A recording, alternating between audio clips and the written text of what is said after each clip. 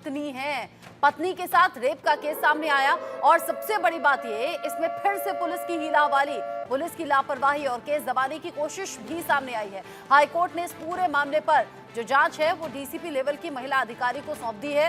High court ने आरोपी को मिली हुई जमानत भी रद्द कर दी है। आरोपी जो कि जमानत भी इस पूरे मामले पर पा गया कोलकाता, जहां पर एक महिला के साथ जघन्य अपराध हुआ और ये महिला आईएएस अफसर की पत्नी बताई जा रही है। जानकारी जो मिल रही है, घर पर अकेली थी, उसी वक्त में आरोपी घर में दाखिल होते हैं गन पॉइंट पर। चूंकि 2 आरोपी बताए जा रहे हैं और अंदेशा है कि ये रेप नहीं, ये गैंग रेप हो सकता है, क्योंकि महिला ने अपनी शिकायत में बताया है कि 2 लोग घर में घुसते हैं, गन पॉइंट पर रेप किया गया महिला के साथ में। और ऐसा सिर्फ एक बार नहीं हुआ, बल्कि 14 तारीख की रात को भी हुआ और 15 तारीख की सुबह फिर से गन पॉइंट पर ऐसा किया गया। अब हाईकोर्ट ने इस पूरे मामले का संज्ञान दिया और इस पूरे मामले पर फटकार लगाई है। कोलकाता पुलिस से सवाल पूछा है, क्योंकि पुलिस ने इस पूरे मामले को दबाने की शुरुआती तौर पर कोशिश की, एफआईआर दर्ज नहीं की तो बहुत हल्की धाराओं में की और इसका नतीजा ये हुआ कि आरोपी जमानत पा गया। कोलकाता पुलिस को लापरवाही बरतने पर हाईकोर्ट ने फटकार लगाई है। आईएएस अफसर की पत्नी से रेप मामले पर ये कोर्ट की तरफ से फटकार कोलकाता पुलिस को मिली है। 5 पुलिस अधिकारियों के खिलाफ कार्रवाई के आदेश कोर्ट की तरफ से दे दिए गए।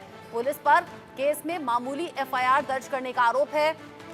साथ ही साथ पीड़ित को थाने में बिठाया गया, धमकी दी गई, केस को वापस लेने का प्रेशर डाला गया और साथ ही साथ कई घंटे बाद मेडिकल चेकअप हुआ है। यानी कि जो मेडिकल टेस्ट होता है इस तरह के केसेस में, वो बहुत घंटे बाद हुआ है। करीब 35 घंटे बाद महिला का मेडिकल टेस्ट कराया गया। कोलकाता पुलिस पर सवाल बहुत से ट्रेनी डॉक्टर के साथ हैवानियत के बाद से ही उठ रहे थे।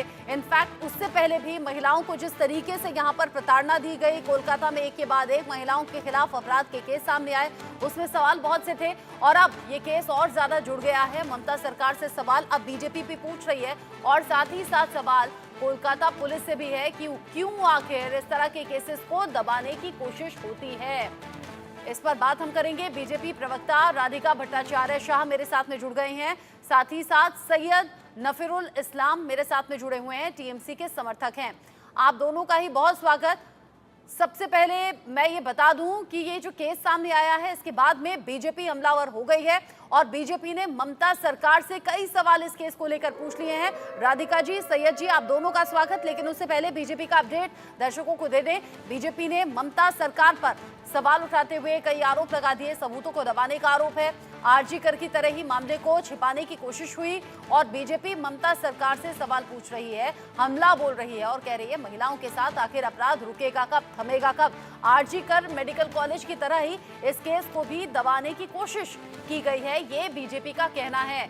बीजेपी हमलावर है, ममता सरकार से सवाल पूछे जा रहे हैं। कोलकाता पुलिस को फटकार हाईकोर्ट ने ऑलरेडी लगाई है और अब हाईकोर्ट की तरफ से आरोपी की जमानत को भी तुरंत रद्द कर दिया गया है, क्योंकि आरोपी जमानत भी पा गया था। आईएएस अफसर की पत्नी के साथ में रेप की एक घटना सामने आई है और ठीक वैसे ही यहाँ पर इस केस को दबाने की कोशिश सामने आई, जैसे कि आरजी कर मेडिकल कॉलेज में ट्रेनी डॉक्टर के साथ हुई हैवानियत के मामले में केस को दबाने की कोशिश हुई थी। राधिका जी, सैयद नफीरुल जी, बहुत स्वागत आप दोनों का इंडिया न्यूज पर। सबसे पहले मैं सैयद नफीरुल साहब, आप